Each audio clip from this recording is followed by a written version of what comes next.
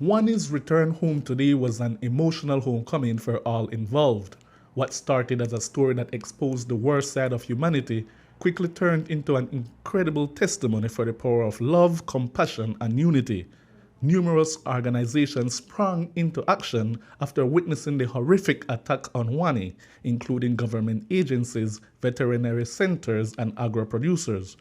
Wannie needed all the love he could get, and after 8 months of treatment, nurturing, and rehabilitation at Reimer's property in Spanish Lookout, he was finally able to return home to Madame Liz Avenue.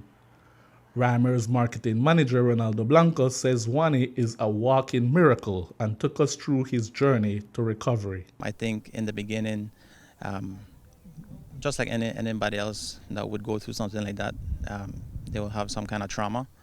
And we had to see how we could gain his trust back, especially around just human beings, right?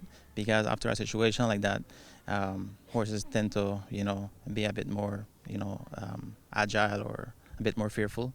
So in the beginning, we tried to do it slowly, step by step.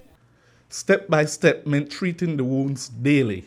One of the immediate concerns was a possible exposure to New World screwworm infection. Luckily, Wannie tested negative, and his treatment regimen focused on cleaning and nursing the wounds as well as nutrition. When he started reacting to the touch of the wound, even though signs of discomfort, they knew he was finally responding to the treatment. And now he's just very gentle. Every time when we park the car near to feed him, you'd see he getting excited because he already knows the routine that he's gonna get assistance and feed as well. Reimers also handed over hay, vitamins, and other medication to the young owners of Wannie. While some have questioned their ability to care for such a high-maintenance animal, Devonte Brasser says he loves Wannie and vows to be more protective moving forward. How do you feel for having your beloved horse back? I feel happy, man. Thanks for everybody who helped me out too with the horse. But I feel good. Tell me, remember when he left in April? Mm-hmm. What was it like seeing your horse in that condition? I feel bad. Because first time I see something, I see it like this. And tell us about why did you want a horse in the first place? Because when I was still follow people who ride horse, I didn't want to get my own horse. And then you finally get your own? Yes, sir. I finally get a horse now. And it had to go through something like that? Yes, sir. So now, what do you plan to do to make sure that Wannie is in good condition? And I also keep on my eyesight. I watch her good. And he will not be alone. Reimers is providing advice and training for Devonte on how to properly care for Wannie.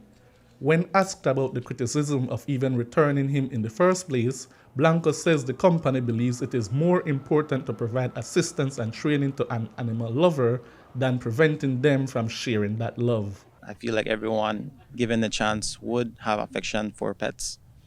And sometimes the reality is we just don't have the resources. So we had decided, okay, well, throughout this whole journey, let's create a better relationship with the owner. In any case, he wants to have, or he's stuck in some dilemma. He doesn't know. He has questions to ask. He can speak to our team directly. And we made it clear to him that we will try and always be available for him should he come to those situations, right? And I think we believe that in the long term that would be more effective. After intervention from animal lovers and welfare agencies and months of treatment at Reimers, Wannie returned home to a new stable donated by companies in Spanish Lookout. There are so many people to thank for this early Christmas miracle because, as you all know, it takes a village to raise a horse. Thank you for helping me out. Shane Williams reporting for News 5.